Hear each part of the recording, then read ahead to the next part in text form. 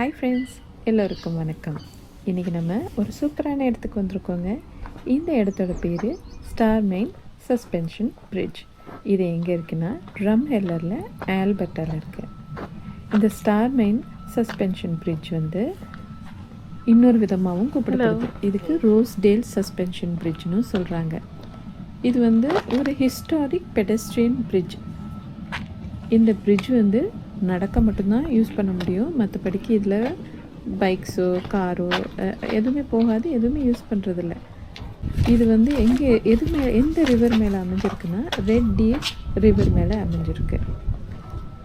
இது எங்கே இருக்குது அப்படின்னா இந்த ட்ரம்ஹெல்லரில் ரோஸ்டேல்ன்ற ஒரு இடத்துல இருக்குது.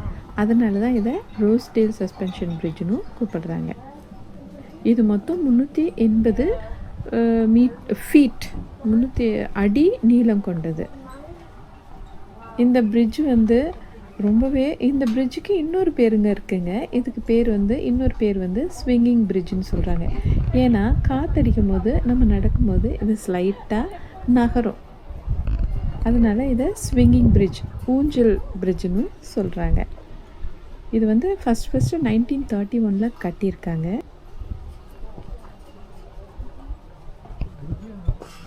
பயங்கரமாக ஆடுற மாதிரி இருக்குது.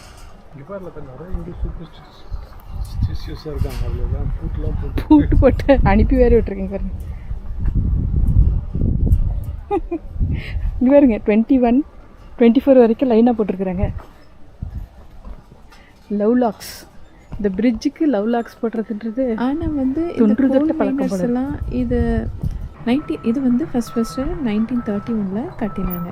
எதுக்காக கட்டினாங்கன்னா கோல் மைனர்ஸ் வந்து இந்த ரிவரை க்ராஸ் பண்ணுறதுக்காக கட்டினாங்க. ஸ்டார் கோல் மைன் ஒன்று இருந்திருக்கு.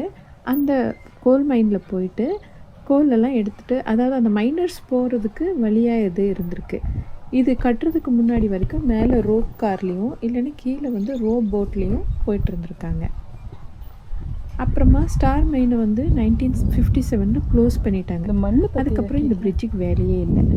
ஆனால் 1958 கவர்மெண்ட்டே இது திருப்பியும் கட்டி இது வந்து ஒரு ஹிஸ்டாரிக் சைட்டாக, மைனிங் சைட்டாக யூஸ் பண்ணிகிட்ருக்காங்க. அதாவது நம்மளை மாதிரி விசிட்டர்ஸ் எல்லாம் வந்து அந்த காலத்தில் எப்படி இங்கே மைனர்ஸ் எல்லாம் எப்படி போனாங்க, எப்படி இது பண்ணாங்கன்னு பார்க்குறதுக்கு ஒரு ஹிஸ்டாரிக் சைட்டாக இப்போ இடத்துல நீங்கள் பார்க்குற இந்த செடி எல்லாமே மரிக்கொழுந்து செடி. மரிக்கொழுந்து ரொம்ப வாசனையாக சூப்பராக இருக்குதுங்க. நான் என்னமோ காட்டு செடின்னு நினச்சேன். எடுத்து கசக்கி மோந்து பார்த்தா தான் தெரியுது இந்த இடத்துல இவ்வளோ அற்புதமாக மரிக்கொழுந்து கிடைக்குதுன்னு. வாவ், இது நான் எதிர்பார்க்காத ஒரு விஷயங்க. இந்த ஆற்றுக்கு பேர் ரெட் டீர் ரிவர். அதில் தான் இந்த சஸ்பென்ஷன் பிரிட்ஜ் இருக்குது. இது ரொம்பவே பழைய கோல் மைனர்ஸ்க்காக அந்த காலத்தில் உருவாக்கப்பட்டது 1930s. ஆனால் வந்து அதுக்கப்புறமா இந்த மைனை மூடிட்டதுக்கப்புறமா 1958 இந்த இது வந்து பப்ளிக் ஆக்சஸ்க்காக இதை ரெனோவேட் பண்ணியிருக்காங்க. இந்த மரிக்கொழுந்து செடி தான் எனக்கு ரொம்பவே ஆச்சரியமாக இருக்குது.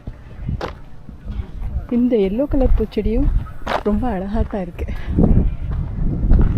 வழியெல்லாம் ஆனால் எனக்கு ஒரு டவுட் இருந்தது, இந்த செடி என்ன செடியாக இருக்கும்னு. மரிக்கொழுந்துன்னு என்னால் நம்பவே முடியல. பாருங்கள், இந்த ஸ்ட்ரெச்சு ஃபுல்லாக எல்லா இடத்துலையும் இந்த செடி தான் இருக்குது. இந்த கோல் மைனுக்கு போகிறது அவ்வளோ அட்வைசபிள் இல்லைன்னு சொல்கிறாங்க. அங்கே மேலெல்லாம் அதோட ரிமைன்ஸ் இருக்குது. பட் யாரும் போகிற மாதிரி தெரியல. இந்த இடம் பாருங்கள் எப்படி இருக்குன்னு. பழைய வைல்ட் வெஸ்ட் மூவிஸில், இண்டியானா ஜோன்ஸ் மூவிஸில் பார்க்குற மாதிரி இருக்குது.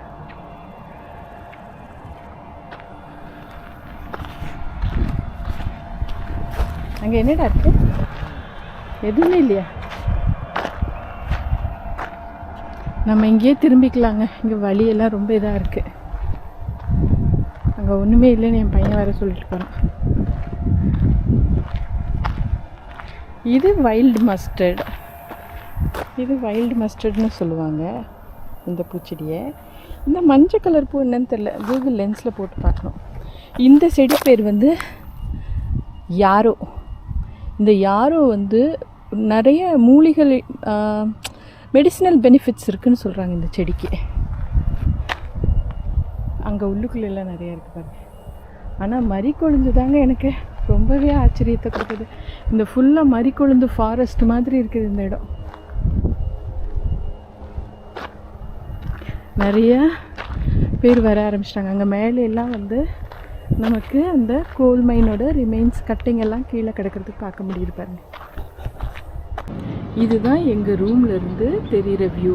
ராத்திரி மணி 9:30 ஆச்சு. எப்படி வெளிச்சமாக இருக்குது பார்த்தீங்களா? இந்த ரூம்லேருந்து வெளியே இறங்கினோம்னா நமக்கு இங்கே ஒரு படிக்கட்டு இருக்குது. அதில் ஏறி இந்த ட்ரெயிலில் அப்படியே இந்த ஆற்றை பார்த்துட்டே அப்படியே நம்ம அந்த பேட்லேண்ட்ஸ்க்கு நடந்து போகலாம்.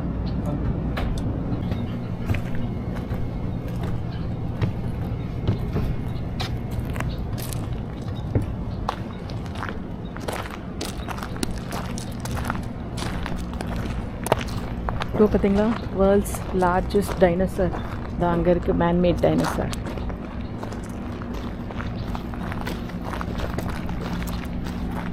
ரூம்லேருந்து இது ஒரு அழகான வியூ.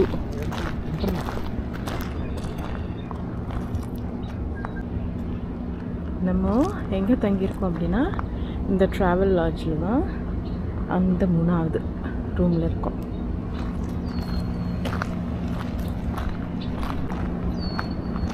இப்படியே ரிலாக்ஸ்டாக ரூம்லேருந்து இறங்கி இந்த ரிவர் சைடு நடந்து போகிறது சூப்பராக இருக்குதுங்க.